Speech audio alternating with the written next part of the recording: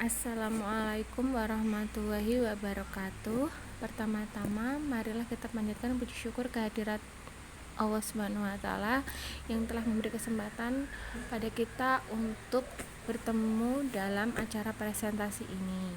Perkenalkan, saya di sini nama Ekoningrum NIM 210117727 akan mepresentasikan mengenai neraca lajur.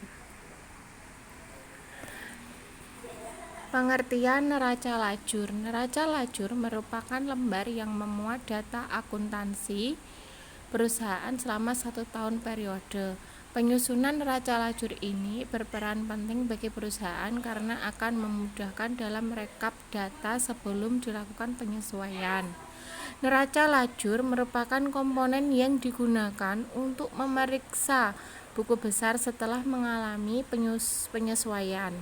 Pemeriksaan buku besar setelah penyesuaian ini juga dilakukan guna memastikan bahwa saldonya sudah balance.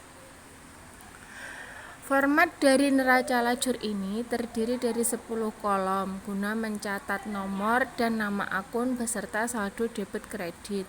Kolom tersebut digunakan untuk mengentri data perusahaan mulai dari neraca saldo, penyesuaian, hingga menghasilkan laporan keuangan terbaru. Tujuan pembuatan neraca lajur: 1. Memudahkan penyusunan laporan keuangan. Tujuan pertama dari pembuatan neraca lajur adalah memudahkan untuk menyusun laporan keuangan. Pembuatan neraca lajur akan dilakukan terlebih dahulu sebelum menyusun laporan keuangan agar data yang akan digunakan sudah tersusun secara sistematis. Neraca akan lajur membantu menggolongkan data yang berasal dari buku besar sehingga tampilannya ringkas. Pembuatan laporan keuangan bisa langsung melihat neraca lajur tanpa harus mengumpulkan data pembukuan perusahaan dari awal. Tujuan pembuatan neraca lajur. Yang kedua, sarana menggolongkan dan meringkas informasi neraca saldo. Informasi neraca saldo merupakan dasar utama yang digunakan untuk menyusun laporan keuangan. Perusahaan memperoleh informasi neraca saldo ini dari posting buku besar yang dilakukan setelah pencatatan transaksi. Pembuatan neraca lajur dalam hal ini akan membantu perusahaan untuk meringkas informasi neraca saldo agar lebih sederhana. Di samping itu, komponen ini juga membantu menggolongkan akun-akun di dalam neraca saldo sesuai dengan kelompoknya, sehingga penyusunannya akan berurutan. Tujuan pembuatan neraca lajur yang ketiga, meminimalisir kesalahan. Tujuan dari pembuatan neraca lajur yang berikutnya adalah untuk meminimalisir adanya kesalahan laporan ke depannya. Format neraca lajur yang ringkas memudahkan para penggunanya untuk memahami data di dalamnya. Di samping itu, susunan neraca lajur yang sederhana juga akan membantu perusahaan menemukan data dengan cepat. Kesalahan pembukuan perusahaan pada umumnya terjadi pada saat proses penyusunan laporan keuangan akibat banyaknya komponen yang harus diperhitungkan. Potensi kesalahan ini akan terjadi ketika pihak yang bersangkutan tidak teliti dalam menganalisa data pembukuan. Tujuan pembuatan neraca lajur yang keempat, memperkirakan hal yang mungkin akan terjadi. Keberlangsungan usaha merupakan salah satu hal yang penting untuk dipertimbangkan. Perusahaan bisa memperkirakan hal yang mungkin terjadi dalam keberlangsungan usahanya melalui neraca lajur. Salah satu perkiraan yang bisa dilihat di dalam neraca lajur adalah saldo kas dan hutang. Pihak perusahaan bisa memperkirakan bagaimana harus menyalurkan saldo kas tersebut serta melunasi kewajibannya. Fungsi neraca lajur. Yang pertama digunakan untuk meringkas data. Fungsi pertama dari pembuatan neraca lajur adalah untuk meringkas data keuangan perusahaan. Data tersebut bisa dilihat mulai dari jurnal hingga posting ke buku besar. Neraca lajur dapat meringkas saldo yang sudah diposting melalui buku besar tersebut. Data yang ada di dalam buku besar terdiri dari banyak kolom, sehingga cukup menyulitkan untuk dijadikan sebagai patokan pembuatan laporan keuangan. Ditambah lagi, karena di sana ada terlalu banyak lembaran, hal ini bisa diatasi dengan keberadaan neraca lajur yang akan meringkas data dari buku besar tersebut. Fungsi neraca lajur yang kedua, untuk mengevaluasi transaksi yang ada. Evaluasi transaksi yang pernah terjadi perusahaan selama satu periode juga bisa dilihat di dalam neraca lajur. Cara mengevaluasi transaksi melalui neraca lajur adalah dengan melihat perubahan saldo yang ada pada setiap akunnya. Menggunakan neraca saldo sebagai acuan untuk melakukan evaluasi transaksi akan membuat pemeriksaan semakin efisien. Perusahaan juga bisa langsung menemukan perubahan saldo pada akun tertentu dengan cepat. Fungsi neraca lajur yang ketiga, sarana menyusun laporan. Fungsi utama dari pembuatan neraca lajur adalah dijadikan sebagai dasar untuk menyusun laporan keuangan. Komponen yang akan dimasukkan ke dalam laporan keuangan sangat banyak, sehingga dibutuhkan neraca lajur agar proses penyusunan ini bisa lebih efisien.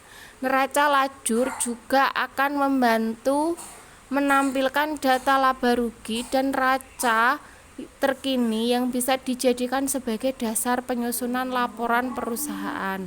Selanjutnya, perusahaan bisa mulai menyusun laporan perubahan ekuitas dari laba rugi yang disediakan melalui neraca lajur.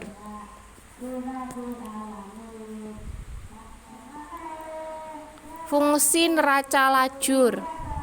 Prosedur sebagai prosedur perusahaan yang kreditable.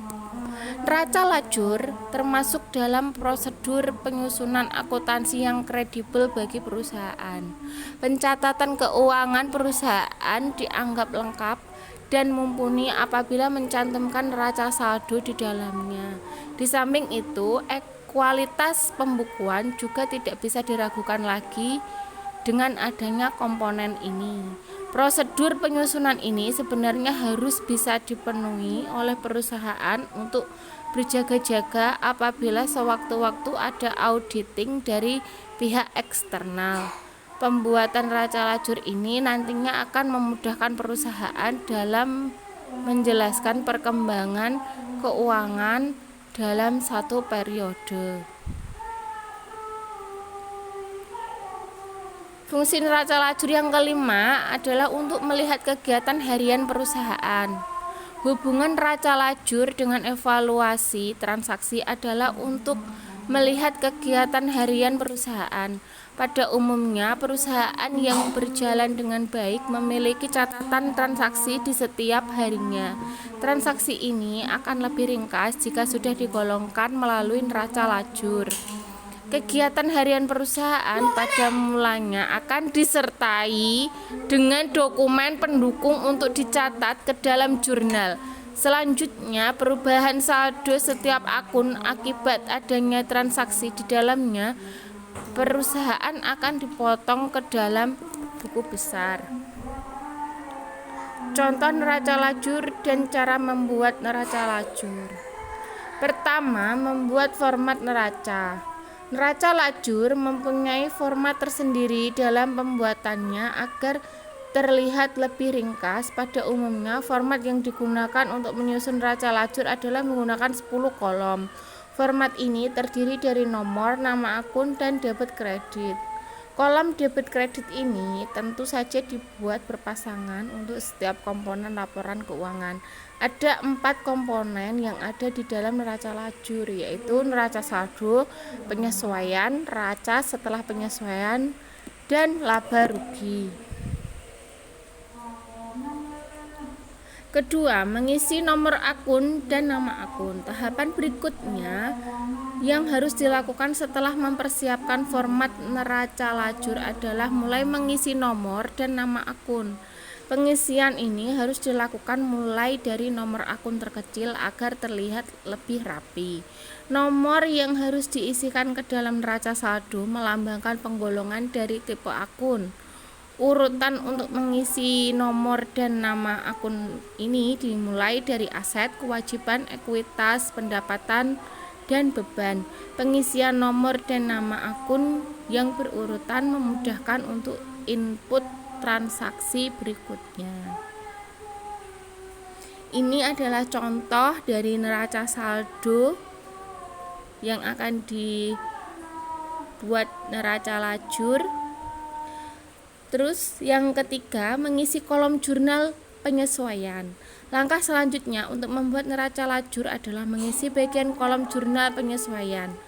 Komponen jurnal penyesuaian ini terdiri dari 2 kolom, yaitu debit dan kredit. Letak dari kolom jurnal penyesuaian adalah di samping neraca saldo.